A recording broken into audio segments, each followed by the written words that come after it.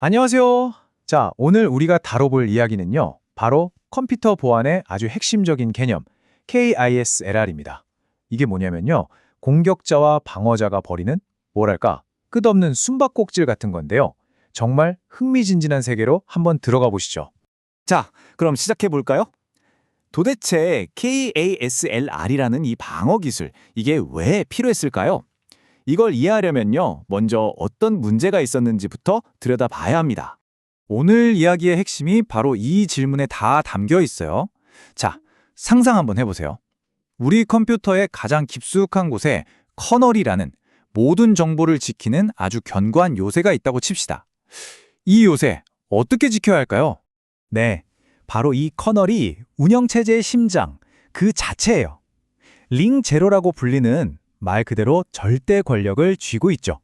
만약에 공격자가 이 커널을 손에 넣는다? 그건 그냥 컴퓨터 전체를 완전히 장악했다는 뜻입니다. 정말 판돈이 어마어마한 게임인 거죠. 그런 공격자들은 대체 어떤 무기를 쓸까요? 아주 교묘한 방식인데요. 바로 ROP라는 겁니다. 이게 비유하자면 요새의 벽돌을 하나씩 슬쩍 빼내요. 그리고 그 벽돌들을 모아서 성문을 부수는 망치를 만드는 거랑 똑같아요. 그러니까 시스템 안에 원래 있던 코드 조각들을 이리저리 엮어서 자기가 원하는 공격 코드로 재조립하는 거죠. 기가 막히죠? 네. 이 ROP 공격이 성공하려면요. 딱 한 가지 아주 결정적인 정보가 필요해요. 바로 그 벽돌, 그러니까 가젯이라고 부르는 코드 조각들이 메모리 어디에 있는지 정확한 주소를 알아야 합니다. 자, 그런데 KASLR이 나오기 전에는요. 이 주소가 컴퓨터를 켤 때마다 항상 똑같았어요. 공격자 입장에서는 거의 답안지를 손에 쥐고 시험 보는 거나 마찬가지였던 거죠. 자, 그래서 이런 공격자의 답안지를 그냥 휴지 조각으로 만들어버리기 위해 아주 기발한 해결책이 등장합니다. 바로 KASLR이죠. 이 녀석의 핵심 전략은 딱 하나, 예측 불가능하게 만들기입니다. 어떻게 하냐고요? 간단해요. 시스템이 부팅될 때마다 커널의 주소를 그냥 막 뒤섞어 버리는 거예요. 어제는 저기 있던 요새가 오늘은 이쪽에 와 있는 거죠. 고정된 목표물이 아니라 계속 움직이는 표적으로 만들어버리는 겁니다. 근데 이게 그냥 대충 섞는 게 아니에요. 커널 코드 자체는 물론이고요.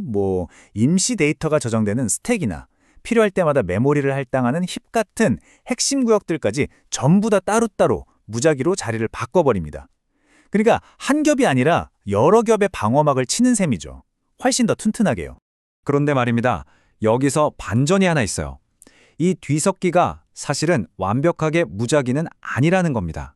그리고 똑똑한 공격자들은 바로 이 숨겨진 규칙을 귀신같이 찾아내서 파고들죠. 그 규칙 중 하나가 바로 이거예요.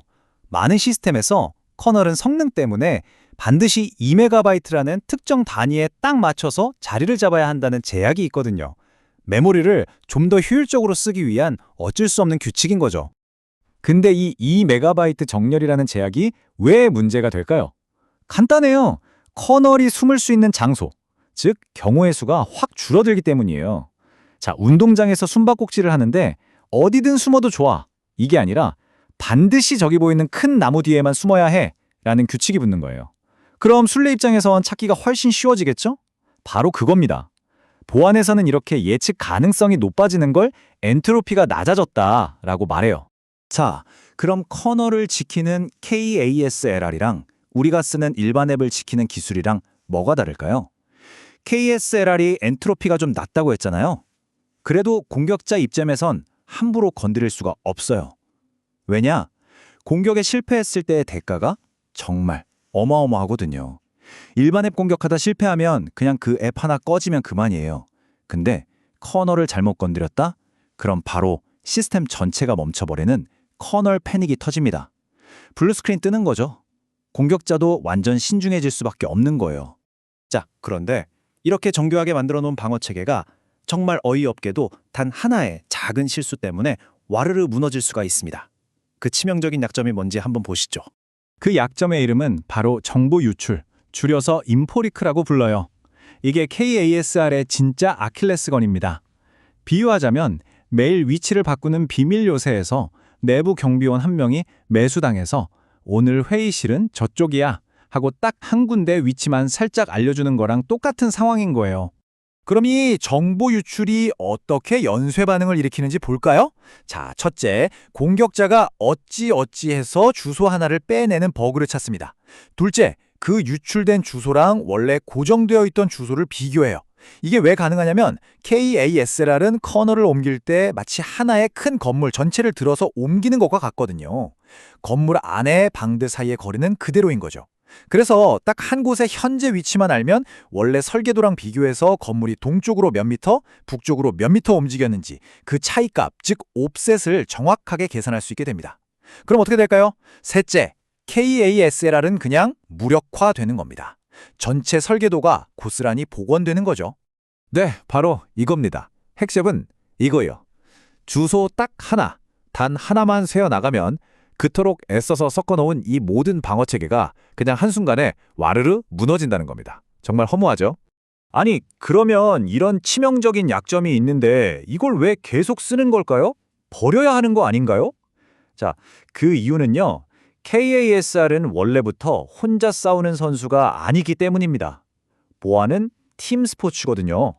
KASLR의 진짜 가치는요. 완벽한 방어가 아니라 공격을 훨씬 더 귀찮고 복잡하게 만드는 데 있어요. 생각해보세요. 예전에는 공격용 버그, 즉 메모리 손상 버그라는 열쇠 하나만 있으면 성문이 그냥 열렸어요. 하지만 이제는 KASLR 때문에 먼저 주소를 빼내는 버그라는 첫 번째 열쇠로 자물쇠를 하나 풀고 그 다음에야 원래의 공격용 열쇠를 쓸 수 있게 되는 거예요. 열쇠가 2개나 필요해진 거죠. 공격 난이도가 확 올라가는 겁니다. 말씀드렸듯이 KASLR은 심층 방어라는 팀의 아주 중요한 선수 중 한 명일 뿐이에요. 다른 팀원들도 있죠. 예를 들어 SMAP, SMAP 같은 기술은 외부인이 함부로 핵심 구역에 들어와서 날뛰지 못하게 막는 경비원 역할을 하고요. CFI 같은 기술은 모든 직원이 정해진 동선으로만 움직이는지 감시하는 CCTV 같은 역할을 해요. 이렇게 여러 명의 선수들이 각자 자기 위치에서 방어를 해야 팀이 이기는 겁니다. 혼자서는 안 돼요. 그리고 이 싸움은 지금도 계속되고 있어요. 방어 기술은 계속 진화하거든요. 요즘 연구되는 건 미시적 랜덤화라는 건데 이건 아예 건물 전체를 옮기는 게 아니라 건물 안의 방들, 가구 배치까지 전부 다 뒤죽박죽으로 섞어버리는 거예요. 개별 함수나 코드 블록 단위까지 섞어서 예측을 거의 불가능하게 만드는 거죠. 결국 우리는 이런 질문에 도달하게 됩니다. 시스템이 복잡해지고 발전할수록 우리의 방어는 언젠가 완벽해질 수 있을까요? 아니면 그저 공격과 방어 모두 끝없이 더 복잡해지기만 하는 걸까요? 이게 바로 사이버 보안이라는 분야의 끝나지 않는 창과 방패의 싸움이 아닐까 싶습니다.